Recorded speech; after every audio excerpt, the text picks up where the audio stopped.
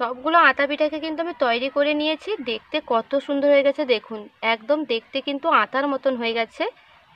আর পুরোটা যদি সবুজ করে দিতাম একদম কিন্তু আতা হয়ে যেত, তবে সাদার ওপর আমি সবুজ পাতা দিয়েছি, তার জন্য দেখতে কিন্তু খুব সুন্দর হয়ে গেছে। আর এটা কিভাবে বানিয়েছি অবশ্যই ভিডিও দেখলে বুঝতে পারবেন। তাহলে চলুন ভিডিওটা দেখে নিন। নমস্কার বন্ধুরা, নমিতা ভিলেজ কিচেন ও ফুডে সকলকে স্বাগত। আজ আমি আপনাদের সঙ্গে শেয়ার করব ইউনিক এবং মজার একটি রেসিপি, সেটি হলো পুরে ভরা আটার রেসিপি। আশা করছি এই রেসিপিটা আপনাদের ভালো লাগবে। আর পুরো রেসিপিটা কিন্তু দেখবার অনুরোধ রইল। আর যদি চ্যানেলটাকে সাবস্ক্রাইব করে না থাকেন তাহলে অবশ্যই বন্ধুরা চ্যানেলটাকে সাবস্ক্রাইব করে পাশে থাকবার অনুরোধ রইল। তাহলে চলুন এবার আমি রেসিপিটা শুরু করি। আর পুরে ভরা আটা বানানোর জন্য কি কি নিয়েছি প্রথম দেখিয়ে দেব। এখানে নিয়ে নিয়েছি আমি পুর। এই পুরটা কিন্তু দুধ, নারকেল, চিনি দিয়ে বানিয়ে নিয়েছি। আর উনানটা ভেজা, তার জন্য আমি আগে থেকে বানিয়ে নিয়েছি। আর যেহেতু আমি পুরে ভরা আটা বানাবো তার জন্য কিন্তু পুর লাগবে, তার জন্য আমি নারকেলের পুর বানিয়ে নিয়েছি। আর নিয়েছি লবণ। আর এখানে আমি কয়েকটা লেবু পাতাকে কেটে নিয়ে এসেছি, এটা কিন্তু লাগবে, তার জন্য আমি নিয়েছি। আর নিয়েছি আমি চালের গুঁড়ো। চালের গুঁড়োটাকে কিন্তু আমি ভেজে নিয়েছি আগে থেকে। এবার এটাকে কিন্তু মাখিয়ে নেব। চালের গুঁড়োটাকে আমি থালার মধ্যে নিয়ে নেব। চালটাকে কিন্তু আমি ভিজিয়ে শুকনো করে বাড়িতেই শিলনোড়ায় গুঁড়ো করে নিয়েছি। থালার মধ্যে আমি চালের গুঁড়ো নিয়ে নিয়েছি।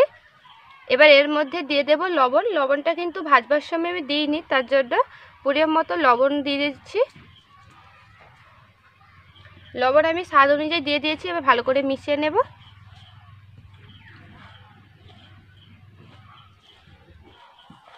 ভালো করে লবণটাকে চালের গুঁড়োর সঙ্গে মিশিয়ে নিয়েছি।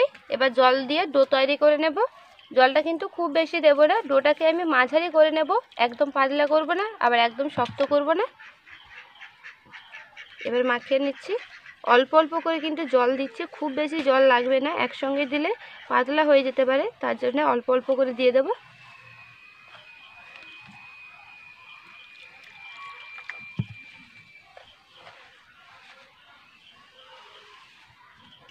ডোটাকে আমি তৈরি করে দিয়েছি। ডোটা কিন্তু খুব শক্ত করিনি, আবার একদম নরম করিনি। দেখুন আঙুল বসে যাচ্ছে, এরকম কিন্তু করে নিয়েছি। এটাকে আমি দুটো ভাগে ভাগ করে নিলাম। এবার ছোট ছোট করে লেচি কেটে নেব। খুব বেশি কিন্তু বড় করছি না, এভাবে ছোট ছোট করে নিচ্ছি। প্রত্যেকটাকে এভাবে করে নেব।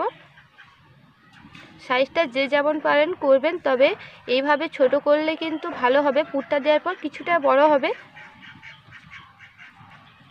এইভাবে আমি কিন্তু কেটে নেব।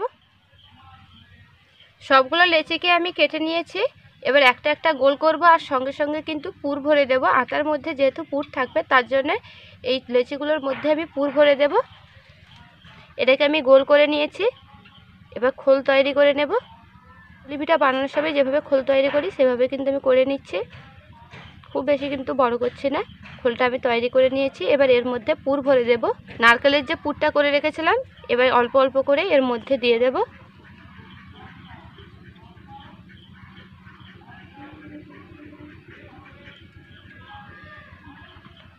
পুরটা ভরে দিয়েছি। এবার এটাকে মুড়ে নেব। মুখটা ভালো করে বন্ধ করে দিতে হবে, যাতে না পুরটা বেরিয়ে আসতে পারে। এবার এটাকে গোল করে নেব। এটাকে আমি গোল করে নিয়েছি। এইভাবে পুর ভরে কিন্তু আমি গোল করে নেব।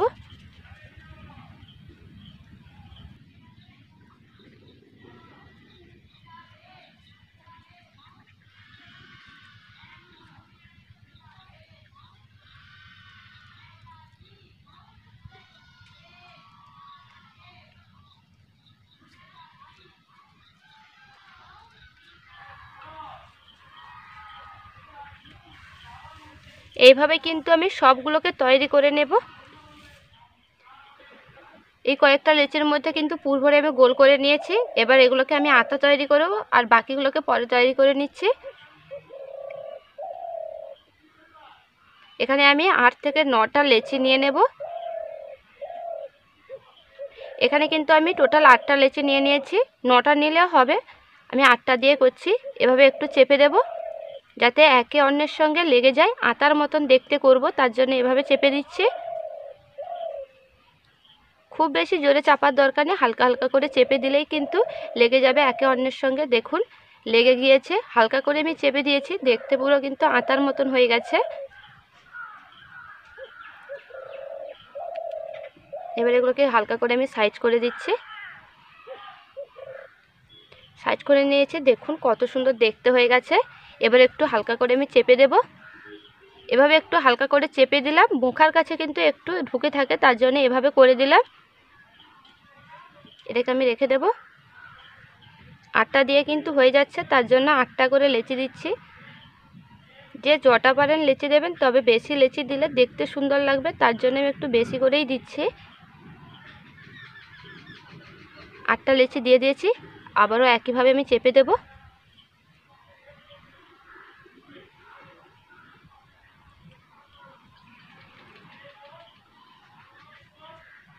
আর চেপে দেওয়ার জন্য দেখুন কত সুন্দর দেখতে লাগছে, পুরো কিন্তু আতা মনে হচ্ছে, শুধু রংটা কিন্তু সাদা হয়ে গেছে, আর সবুজ হলে একদম কিন্তু আতা হয়ে যেত, কিন্তু সাইজটা কিন্তু আতার মতন করে নিয়েছি।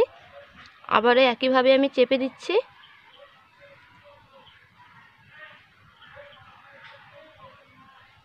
এটাও তৈরি হয়ে গেছে। এইভাবে কিন্তু আমি বাকিগুলোকেও তৈরি করে নেব, আর একটা করে নিলে কিন্তু সবগুলো হয়ে যাবে। এগুলো তৈরি করতে একটু সময় লাগে ঠিক, কিন্তু খেতে খুবই সুন্দর হয়। একটু ধৈর্য ধরে কিন্তু তৈরি করে নিতে হবে।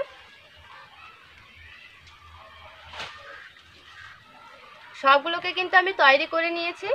এবার এক জায়গায় সবগুলোকে নিয়ে নেব। সবগুলোকে কিন্তু আটার মতন করে আমি তৈরি করে নিয়েছি। টোটাল কিন্তু আমি 10টা আটা তৈরি করেছি, ছোট আর বড় মিলে সব রকমের কিন্তু করেছি। এবার আমি এই লেবু পাতাগুলোকে কিন্তু আটার উপর করে দিয়ে দেব। এগুলো কিন্তু আটার পাতা হবে।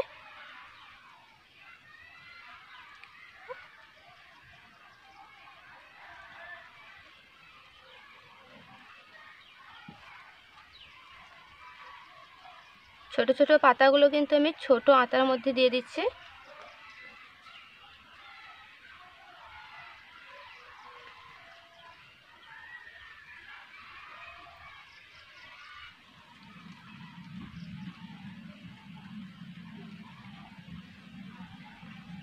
সবগুলো আটা পিঠা কিন্তু আমি তৈরি করে নিয়েছি। তৈরি করবার পর কত সুন্দর দেখতে হয়ে গেছে দেখুন, দেখতে কিন্তু একদম পুরো আটার মতন হয়ে গেছে।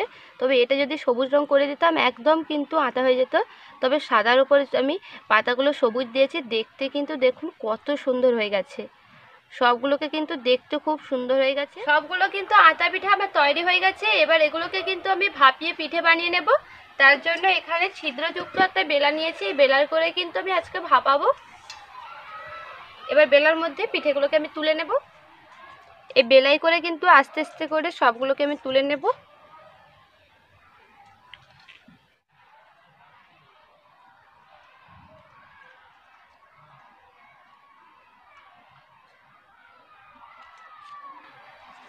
সবগুলোকে কিন্তু তুলে নিয়েছি, দেখুন সবগুলোকে কিন্তু আমি একসঙ্গে ভাপিয়ে নেব, তার জন্য আমি একসঙ্গে দিয়ে দিয়েছি। বেলার মধ্যে কিন্তু আমি সবগুলো পিঠেকে দিয়ে দিয়েছি। এবার ঢাকা চাপিয়ে দেবো, ভাপানোর জন্য কিন্তু ঢাকাটা চাপিয়ে দিতে হবে। আর এখানে কিন্তু আমি আর ভাপাবো না, আমার উনুনটা এখনও কিন্তু শুকনো হয়নি, তার জন্য আমি বাড়িতে ভাপিয়ে নেব 15 মিনিট। আর 15 মিনিটে কিন্তু পিঠেটা হয়ে যাবে। আবার 15 মিনিট পর দেখা হচ্ছে। এটাকে আমি বাড়িতে নিয়ে গিয়ে ভাপাতে দিয়ে দেবো, তারপর আমি দেখাবো পিঠেগুলো কেমন হয়েছে। পিঠেগুলোকে আমি 15 মিনিট সময় ধরে ভাপিয়ে নিয়েছি, তারপর কিন্তু 5 মিনিট আরও ঠান্ডা করে নিয়েছি। টোটাল কিন্তু আমার 20 মিনিট সময় লেগে গেছে। এবার পিঠেগুলোকে আমি থালার মধ্যে তুলে নেব।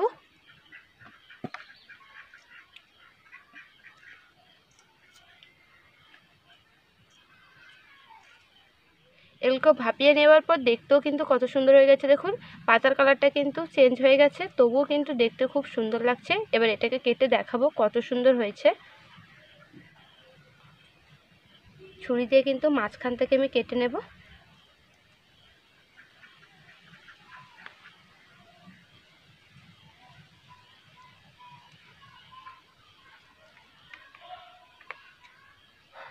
এগুলোকে আমি কেটে নিয়েছি, দেখুন কত সুন্দর হয়ে গেছে। সবগুলোই কিন্তু পুর দেখা যাচ্ছে, আটার ভেতর কিন্তু শাঁস থাকে, সেখানে আমার কিন্তু পুর আছে। খেতে কিন্তু খুবই সুন্দর হয়, অবশ্যই আপনারা বানাবেন। এইভাবে কিন্তু আমি পুরে ভরা আটা বানিয়ে নিলাম। ভিডিওটি ভালো লাগলে অবশ্যই বন্ধুরা লাইক করবেন, আর প্রত্যেক দিনের মতন কেমন হয়েছে অবশ্যই কমেন্ট করে জানাবেন। ফিরছি আবার নতুন কোনো রেসিপি নিয়ে। ততক্ষণ আপনারা সুস্থ থাকবেন, ভালো থাকবেন। ধন্যবাদ।